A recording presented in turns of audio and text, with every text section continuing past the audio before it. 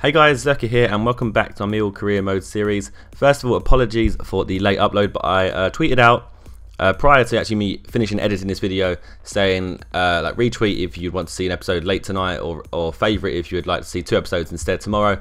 And the first one won by quite a bit, so people wanted to see a late episode tonight, so that is why this is going up late opposed to being going up tomorrow.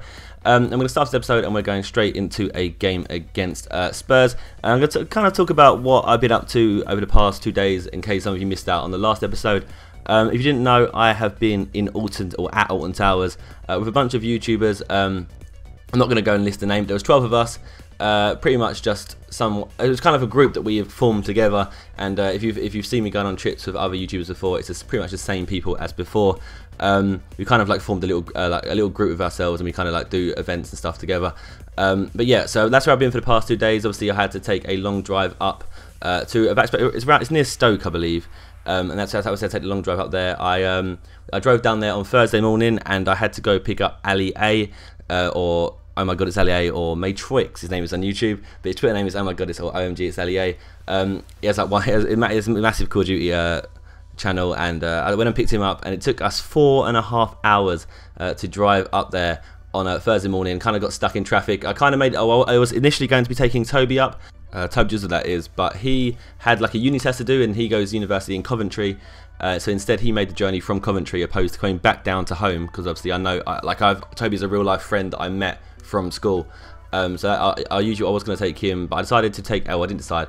Ali needed a lift, so I gave him a lift instead. So I had to change my route, and just like it took a lot longer for me to drive there. It would have been probably not that much longer had there been no traffic, but there was a ton of traffic on the M25, and that is the reason for that.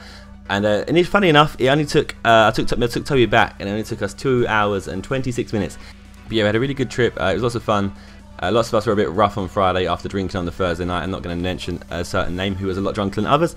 But regardless of that, it was a good trip, and I'm sure these kind of things will be happening more often. I think Alton Towers is almost becoming an annual thing, because we did it pretty much exactly the same time last year. Maybe next year we'll do something a bit bigger. Maybe I would love if we went to America and went to like Six Flags. I've never been to America. Something that I've always wanted to do. I've never been to like Florida or anything. My dad always said I was going to take me to Florida, but he never ended up eventually doing it. So if you're watching this, Dad, you owe me a trip to Florida still. But yeah, I'm joking. Regardless of that, so maybe we'll go Six Flags. That'd be awesome, but we have to see if we actually can afford that next year. But hopefully there'll be more trips like this. I think we're going to be going Fort Park sometime this year as well. But regardless, we're going to go into the episode, because you guys probably care more about the actual episode, what's going on, opposed to me rambling on about Alton Towers. So yeah, we drew that game 1-1 against Alton Towers. It was a really frustrating moment at the end there. I was holding onto the ball, playing defensive, making sure I didn't get possession near the end. Because obviously recently I said that I've been conceding loads of last-minute goals. And regardless of me playing defensive and passing around, being very careful with my passes, they still managed to score in the 90th minute. It was a crazy goal as well. Like, they crossed it from quite not a deep position, but it wasn't on the wing. And they put like a cross in, and Lennon got there. Lennon, for people, managed to get there and win a header. So that was really disappointing, because that would have been a great result to win against Spurs. We then go into a EuroLeague game against, I think it's Braga, I think they are, and a really, really dead game. Like, I was really struggling to break them down. I tried to let them attack me so I could then use my kind of counter thing that I've been doing, but I couldn't really seem to find any goals. And I'm showing you the best opportunities that I had in the game, and even those opportunities are really bad. As we win the 69th minute here, Vidal with the ball.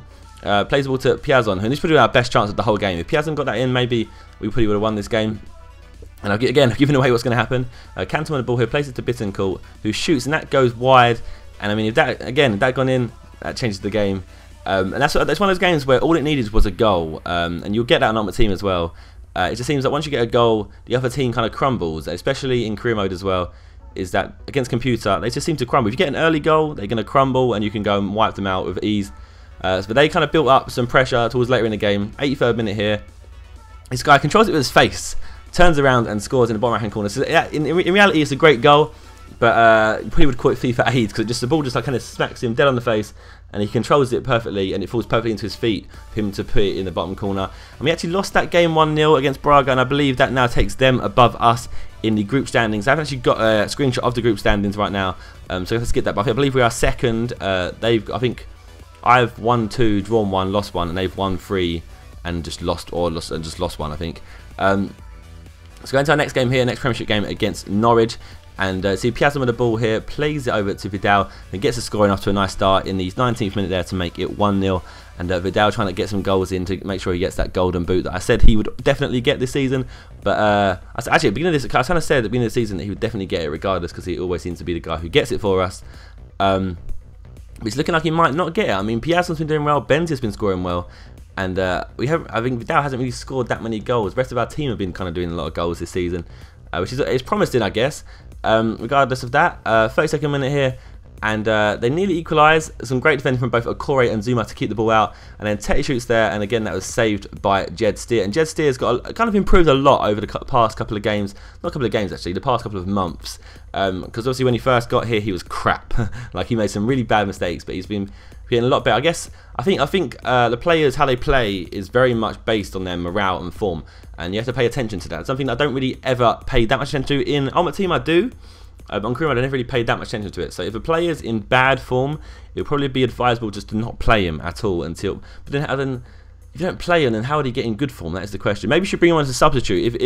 If a player's in bad form, maybe have him as a substitute and then bring him on when you're winning. And then if he has a good performance when he comes on, then he's getting better form. But sometimes you get players in the substitutes and reserves that are in good form, and it's probably good to start them opposed to someone who's a high-rated player in bad form. So maybe that's something I'll pay attention to more often than not. I've seen comments saying stuff about that as well. Benzia scores a nice goal there in top right-hand corner to make it 3-0. Vidal with the ball here, runs down the left-hand side, cuts in with that lovely body fake that I always love doing. And then he uses pace again, but then he puts the ball through the legs of, I can't remember what that defender his name is, and Piazza does a nice shot, kind of opens up his body and finishes it in the bottom right-hand corner. And that shot, like kind of style there, is I believe what is in FIFA 4 going to be implemented a lot more in FIFA 14. I saw from the videos that they've changed the way the whole shooting dynamic of the game, and it looks like that was an example of one of the things that's going to happen a lot more often. Because more often than not, the ball will come across to you and your player will just shoot straight, where in reality, in real life, you would do what Piazza just did in net for that goal there. And look at the league table for the final bit of this episode here, and see we're sitting in second, and we've really improved our position. We've won 6, drawn 3 and lost 1. Again, our goal difference is good, but our goals against is what's letting us down. I mean, we could have a really good goal difference had we been a lot better in defensive, like a lot better defensively. And we'll see if we can improve that in the next coming up episodes. This episode's shorter than usual because obviously it's late. You want to check out my Southampton squad build. I'll be doing a series. I'm not doing a series, but I'm doing a set of videos called Past and Present. So I'm covering teams and making a squad out of their past and present players. And if you want to subscribe to my second channel, then you click on the right-hand side of the screen. And as always, if you have any feedback to give, then leave a comment. And if you enjoyed the video, please leave a like. And I shall see you guys tomorrow. Goodbye.